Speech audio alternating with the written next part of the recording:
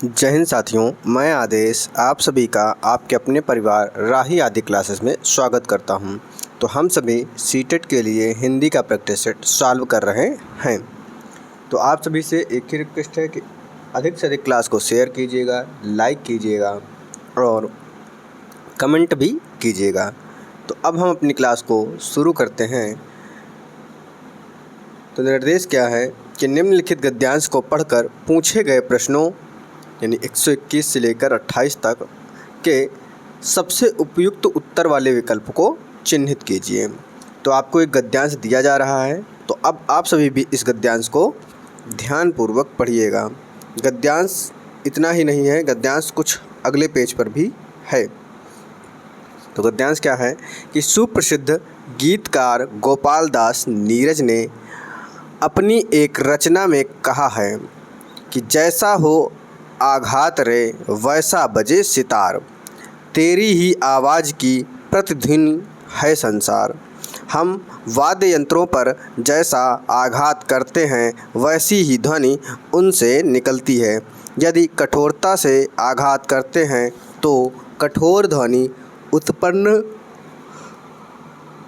होती है, लेकिन यदि कोमलता से आघात करते हैं तो कर्णप्रिय कोमल ध्वनि उत्पन्न होती है। यदि हम किसी वाद्य यंत्र को नियम पूर्वक ठीक से बजाते हैं तो सही राग उत्पन्न होता है, अन्यथा सही राग उत्पन्न होने का प्रश्न ही नहीं उठता। सही राग उत्पन्न न होने की स्थिति में, अब गद्यांश आगे है, स्थिति में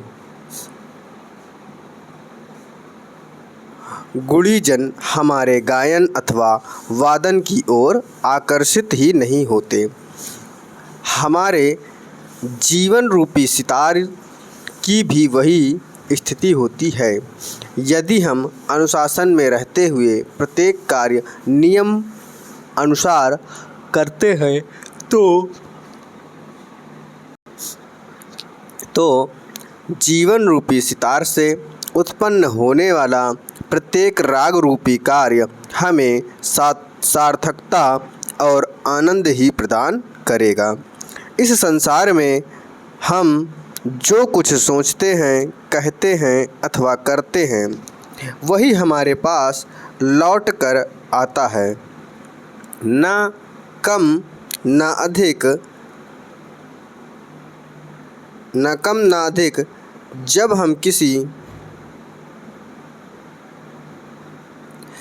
हम किसी खंडहर अथवा वादी में कोई अच्छा शब्द या वाक्य बोलते हैं तो कुछ देर बाद वही अच्छा शब्द या वाक्य गूंजता हुआ हमें सुनाई पड़ता है। और यदि हम कोई बुरा, अपमानजनक अथवा घृणास्पद शब्द या वाक्य बोलते हैं तो कुछ देर बाद वही बुरा, अपमानजनक अथवा घृणास्पद शब्द या वाक्य हमें सुनाई पड़ता है। यदि हम सुरीली आवाज़ निकालते हैं तो वैसी ही सुरीली आवाज़ लौट कर हमारे पास आती है, लेकिन यदि हम डरावनी आवाज़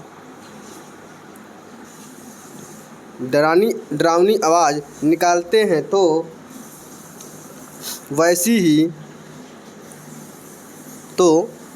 ही डरावनी आवाज़ लौट कर आती है। हम जैसा एक बार बोलते हैं वैसा ही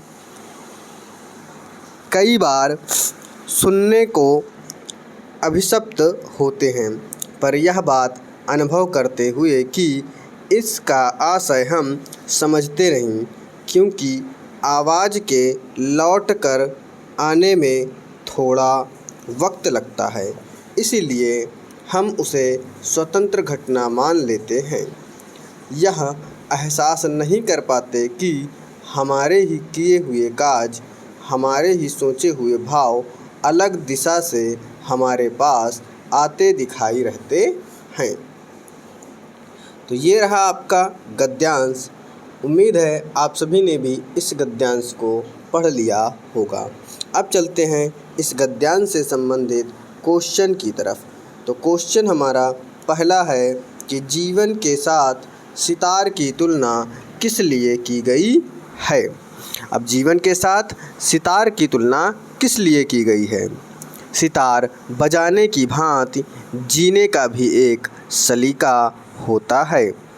जीवन तो सुरीला होता ही है, तुलना ही असंगत है। जीवन सितार की भांति संगीतमय होना चाहिए। तो इन चारों ऑप्शनों में से कौन सा सही है। सितार बजाने की भांति जीने का भी एक सलीका होता है, यानी राइट आंसर हमारा ऑप्शन ए सही हो जाएगा। अगला क्वेश्चन है, हम जैसा करते हैं वैसा पाते हैं, यह समझाने के लिए लेखक ने किसका उदाहरण दिया है। आघात का, गूंज का, अनुशासन का या सितार का। किसका किया है। आघात का दिया गया है उदाहरण। किसका दिया गया है उदाहरण। आघात का उदाहरण दिया गया है। जैसे गद्यांश में बताया गया था कि सितार पे अगर हम ज़ोर से चोट करेंगे तो कठोर आवाज़ आएगी, लेकिन आराम से करेंगे तो सुरीली आवाज़ आएगी। इस प्रकार किसका था। आघात का।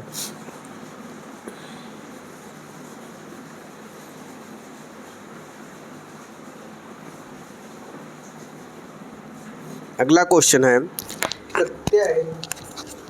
प्रत्यय की दृष्टि से उस शब्द को पहचानिए जो शेष शब्दों से भिन्न हो। निकलता, सार्थकता, कठोरता, कोमलता। तो यहाँ पर प्रत्यय की दृष्टि से बताना है जो भिन्न हो। तो यहाँ पर निकलता जो है वह भिन्न है। क्यों भिन्न है। क्योंकि निकलना जो है यह क्रिया है तो इसलिए इसमें ता प्रत्यय लगाया है। बाकी जो हैं सार्थकता, कठोर या कोमल, ये क्या है। सार्थक, कठोर, कोमल, ये सभी क्या हैं। ये सभी संज्ञा हैं और संज्ञा में प्रत्यय लगा हुआ है। तो जो है निकलता है यह क्रिया से है, तो हमारा ए जो है भिन्न है।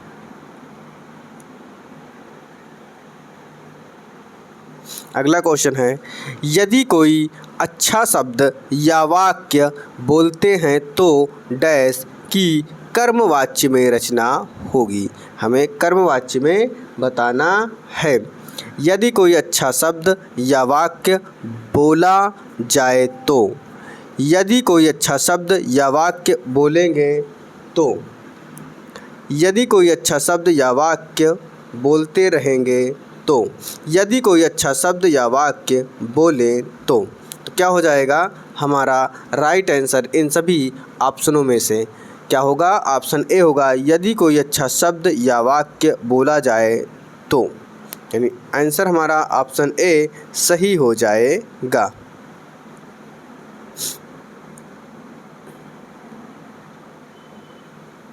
अगला क्वेश्चन है, घृणास्पद का संधि विच्छेद होगा। क्या होगा। घृणाधन स्पद, घृणाधन आस्पद और घृणाधन पद या घृणाधन पद। तो देखिए यहाँ पर क्या है। घृणाधन आस्पद है तो घृणास्पद शब्द हुआ है। क्या। घृणाधन आस्पद। यहाँ पर भी आ है और यहाँ पर भी आ है, तो इन दोनों में का संधि विच्छेद घृणाधन आस्पद है। लेकिन घृणास्पद शब्द में अगर आपसे संधि पूछ ले कौन सी है तो कौन सी है। स्वर संधि है। स्वर व्यंजन विसर्ग में से स्वर है। लेकिन स्वर संधि के भी 5 भेद हैं। उन 5 भेदों में से यहाँ पर दीर्घ स्वर संधि हुई है। क्या। दीर्घ स्वर संधि हुई है।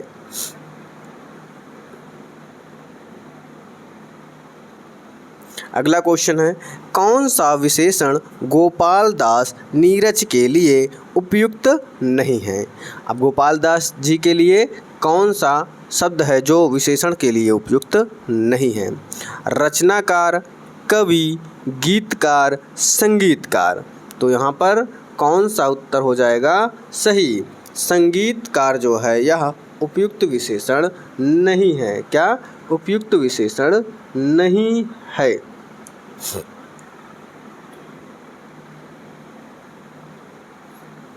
अगला क्वेश्चन है, एक ही वाद्य यंत्र से कोमल और कठोर ध्वनि निकलना किस पर निर्भर करता है? श्रोता की रुचि पर, हल्के या तेज आघात पर, वाद्य यंत्र पर, बजाने वाले की कला पर। तो क्या है क्वेश्चन? एक ही वाद्य यंत्र से कोमल और कठोर ध्वनि निकलती थी। यह गद्यांश में भी आपको बताया गया है कैसे निकलती थी, हल्के या तेज आघात करने पर। तो सही उत्तर ऑप्शन बी।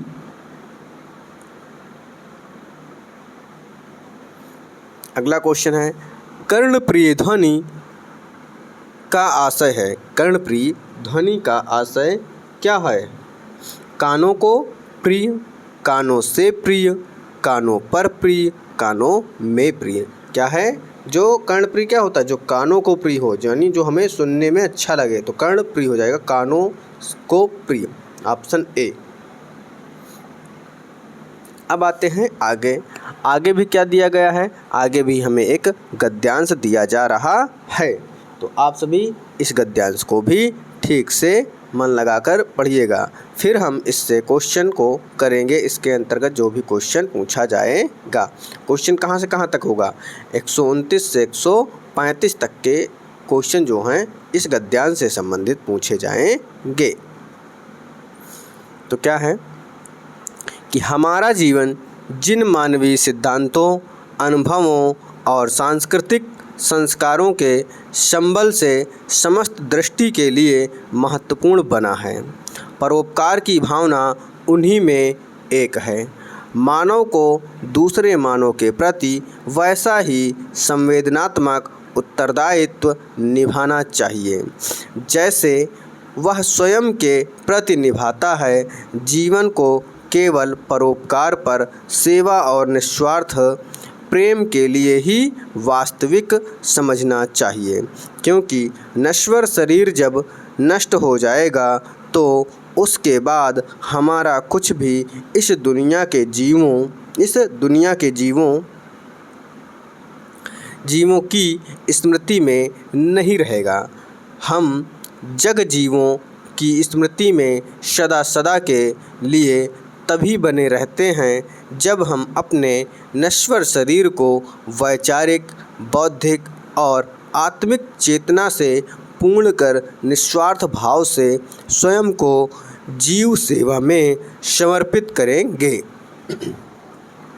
हमें स्थिरता से और शांतिपूर्वक यह विचार करते रहना चाहिए कि हमारे जीवन का सर्वश्रेष्ठ उद्देश्य और एकमात्र लक्ष्य हमारे द्वारा किया जाने वाला त्याग है।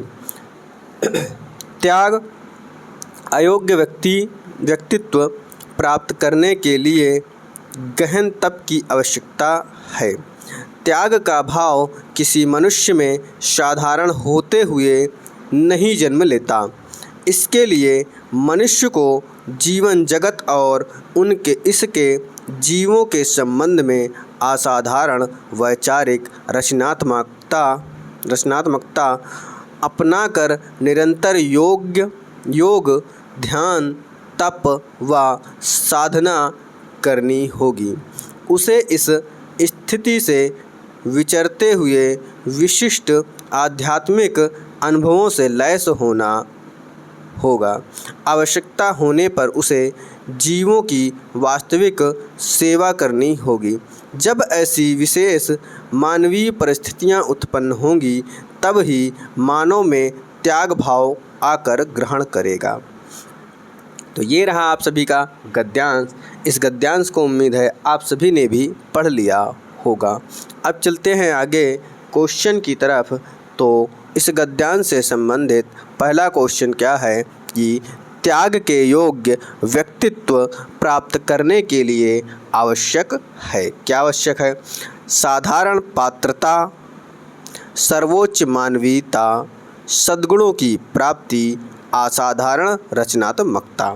तो क्या है सही उत्तर कि त्याग के योग्य व्यक्तित्व प्राप्त करने के लिए आवश्यक है असाधारण रचनात्मकता होना चाहिए। यानी सही उत्तर हमारा ऑप्शन डी सही हो जाएगा। जाएगा। क्या सही हो जाएगा? ऑप्शन डी सही हो जाएगा। अब आगे चलते हैं। अगला क्वेश्चन है, आध्यात्मिक अनुभवों से लैस होना होगा। आध्यात्मिक अनुभवों से लैस होना होगा। रेखांकित शब्द का अर्थ है, यानी लैस के नीचे अंडरलाइन है, तो इस लैस का शब्द का अर्थ क्या होगा? पूर्ण होना, रिक्त, सतर्क या सज्जित। तो क्या होगा? सज्जित होना होगा। क्या? सज्जित हो जाएगा कि आध्यात्मिक अनुभवों से सज्जित होना होगा।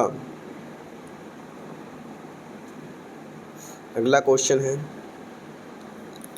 आध्यात्मिक शब्द का निर्माण किस उपसर्ग की सहायता से हुआ है? देखिए, उपसर्ग पूछा जा रहा है, तो यहाँ पर क्या होगा? अधि, आधि, आध्य या आ। तो अधि उपसर्ग हो जाएगा। क्या? अधि उपसर्ग यहाँ पर हो जाएगा। और जो उपसर्ग होता है वह किसी भी शब्द के पहले लगता है। क्या? पहले लगता है।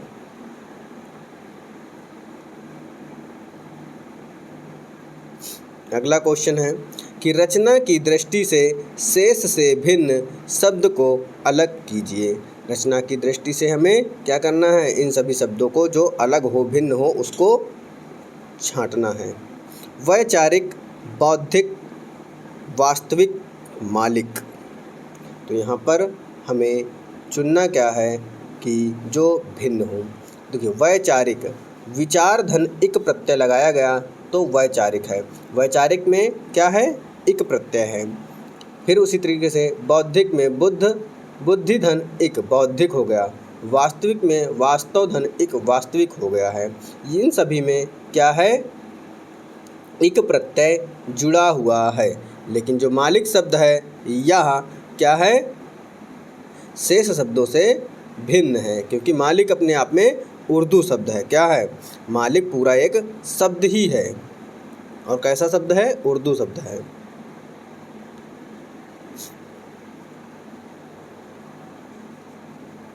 अगला क्वेश्चन है, अगला क्वेश्चन क्या कह रहा है?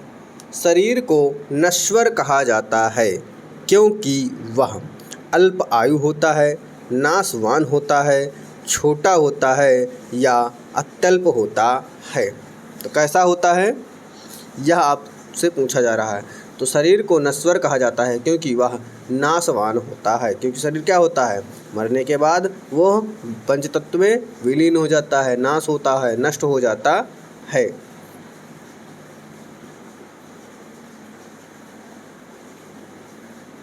अगला क्वेश्चन है क्या कि लोग हमें तभी याद रखेंगे जब हम वास्तविक ज्ञान अर्जित करेंगे, निस्वार्थ भाव से सेवा करेंगे, वैचारिक उन्नति करेंगे, नश्वर शरीर को त्याग देंगे। क्या? नश्वर शरीर को त्याग देंगे।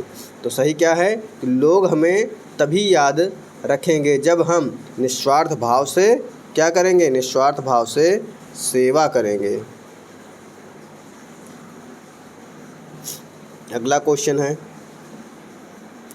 कि जीवन का श्रेष्ठ उद्देश्य किसे बताया गया है? जीवन का जो श्रेष्ठ उद्देश्य है वह क्या है? तप है, त्याग है, रचनात्मकता है या शिक्षा है। तो क्या है? त्याग है। क्या है? उद्देश्य त्याग है। अब आते हैं आगे अगले क्वेश्चन पर। तो अगला क्वेश्चन है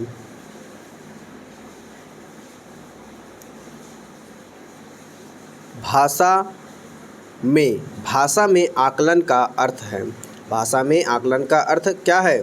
भाषा प्रयोग की क्षमता का आकलन, आलंकारिक भाषा के प्रयोग का आकलन, साहित्यिक विधाओं की जानकारी का आकलन, भाषा व्याकरण का आकलन। तो किसका आकलन? भाषा में आकलन का अर्थ क्या हो जाएगा कि भाषा प्रयोग की क्षमता का आकलन। किसका? क्षमता का आकलन।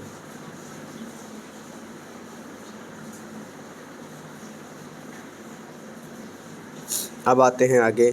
बच्चों की लेखन क्षमता का आकलन करते समय बच्चों की लेखन क्षमता का आकलन करते समय आप सर्वाधिक महत्वपूर्ण किसे मानते हैं? शुद्ध वर्तनी को, विचार तत्व को, सुंदर लेखन को या व्याकरणिक ज्ञान को? सबसे सही क्या होगा? विचार तत्व को। बच्चा लिखता है अपने विचारों से, जो सोचेगा उसका क्या होगा? विचार तत्व हमारा सही उत्तर हो जाएगा।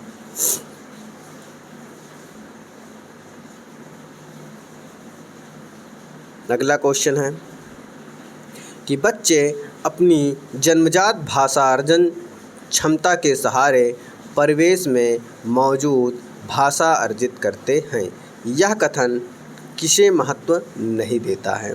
समृद्ध भाषा परिवेश को, भाषा नियमों में परिवर्तन को या भाषा नियमों में विस्तार को या भाषा अनुकरण करने में? तो राइट उत्तर क्या होगा हमारा? सही उत्तर क्या हो जाएगा कि भाषा अनुकरण करने में। किसका? जो महत्व नहीं है, भाषा अनुकरण करने में। ऑप्शन डी हमारा सही हो जाएगा।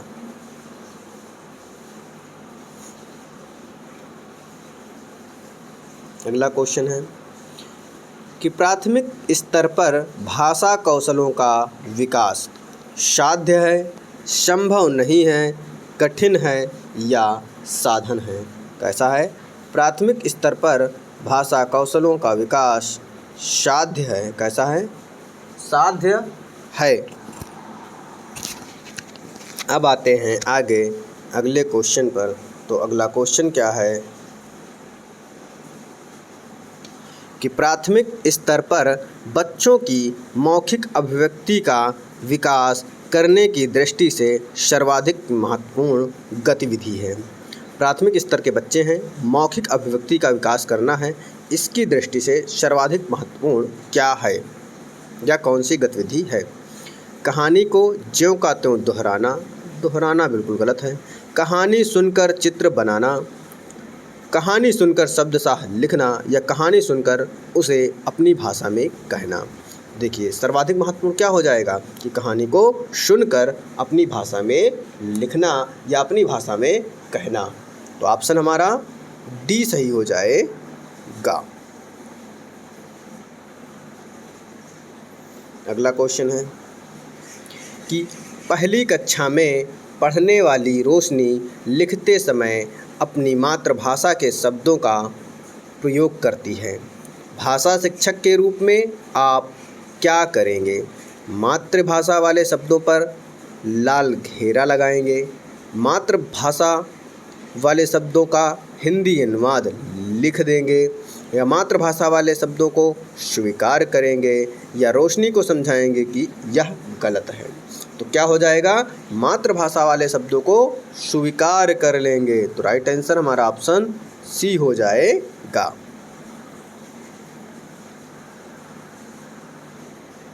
अगला क्वेश्चन है, क्या कह रहा है कि प्राथमिक स्तर पर बच्चों की सहज और स्वाभाविक मौखिक अभिव्यक्ति में सबसे कम महत्वपूर्ण है।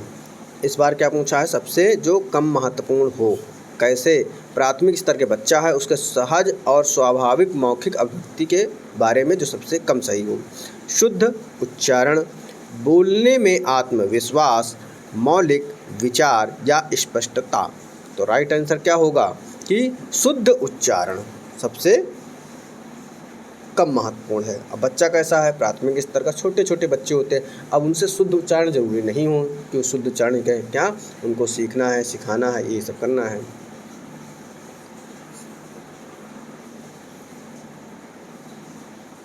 अगला क्वेश्चन क्या है कि प्राथमिक स्तर पर बच्चों का भाषा विकास सर्वाधिक रूप से निर्भर करता है।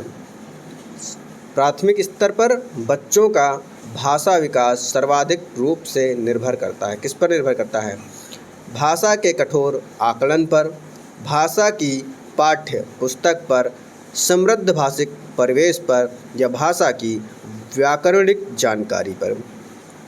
तो सही उत्तर क्या होगा कि समृद्ध भाषिक परिवेश पर। क्या हो जाएगा? समृद्ध भाषिक परिवेश।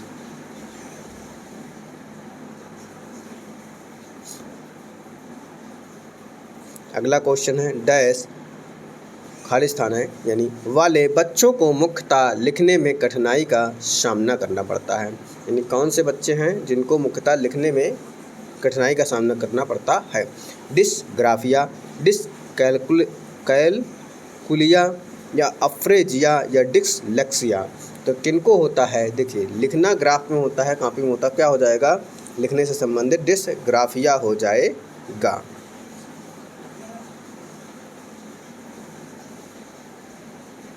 अगला क्वेश्चन है कि प्राथमिक स्तर पर भाषा शिक्षण का उद्देश्य है। प्राथमिक स्तर पर भाषा शिक्षण का क्या उद्देश्य है।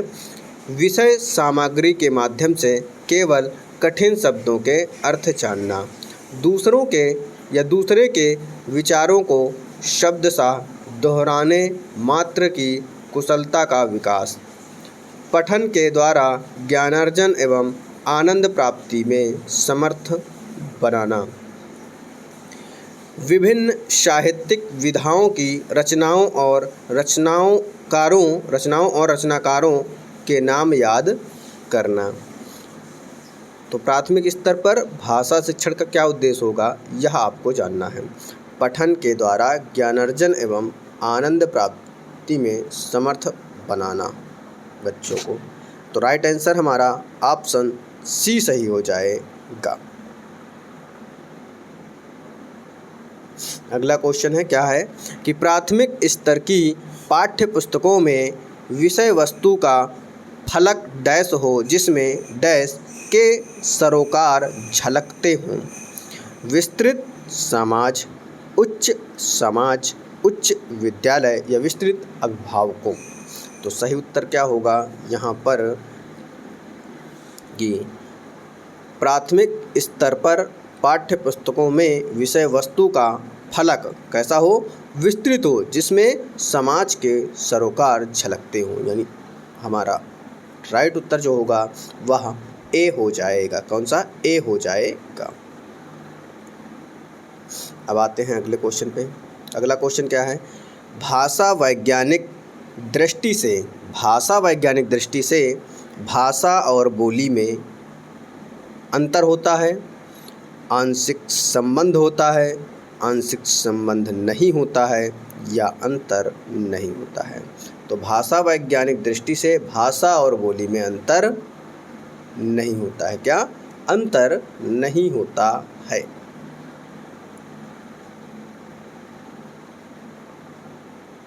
अगला क्वेश्चन है क्या, बहुभाषिकता हमारी डैश भी है और हमारी सभ्यता व डैश का अभिन्न अंग भी। क्या, बहुभाषिक हमारी चुनौती भी है और हमारी सभ्यता व सांस्कृतिक का अभिन्न अंग है। आगे देखते हैं, डैश की जगह देखते हैं, पहचान सांस्कृतिक, समस्या पहचान, विडंबना संस्कृत। तो सही उत्तर क्या हो जाएगा कि पहचान है, बहुभाषिकता हमारी पहचान भी है और हमारी सभ्यता व संस्कृति का अभिन्न अंग भी है। तो राइट आंसर ऑप्शन क्या हो जाएगा, ऑप्शन बी हमारा सही हो जाएगा। अगला क्वेश्चन क्या है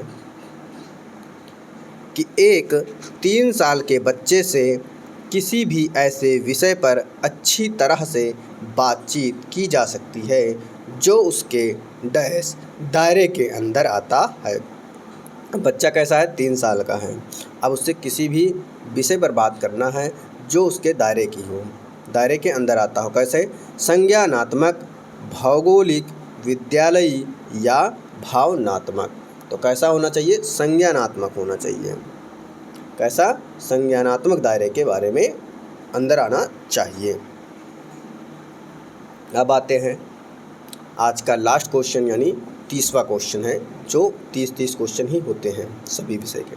क्वेश्चन क्या है कि विश्व की सभी भाषाएं थोड़े से फेरबदल से एक ही लिपि में लिखी जा सकती हैं। यह कथन है। क्या कहा जा रहा है, कथन क्या है कि विश्व की सभी भाषाएं थोड़े से फेरबदल से एक ही लिपि में लिखी जा सकती हैं। यह कथन है। आंशिक रूप से सत्य है, पूर्णतः सत्य नहीं है, पूर्णतः सत्य है या भ्रामक है। तो क्या है, पूर्णतः सत्य है। कैसा है कि पूर्णतः सत्य है। तो ये रहे आपके आज का सीटेट का प्रैक्टिस सेट जो कि 30 क्वेश्चनों का था। तो उम्मीद है आपको मेरे द्वारा कराई गई क्लास पसंद आई होगी। तो आप सभी से एक ही रिक्वेस्ट हमेशा रहती है कि अधिक से अधिक शेयर करें ताकि लोग ज़्यादा जुड़ें, लोग ज़्यादा देखें, तो हमारा मनोबल भी बढ़ता है। फिर ये जो अभी फ़ोटो खींच के लाता हूँ तो ये क्या हो सकता है, 4 पैसे आने होंगे तो टाइप करा के लाना शुरू हो जाएगा, क्योंकि टाइप कराने के पैसे लगते हैं और पैसे जब तक कुछ आएंगे नहीं तब तक दिए नहीं जा सकते। तो इसलिए तो आज की क्लास को यहीं पे समाप्त किया जाता है। आप सभी का इस क्लास में जुड़ने के लिए बहुत बहुत धन्यवाद।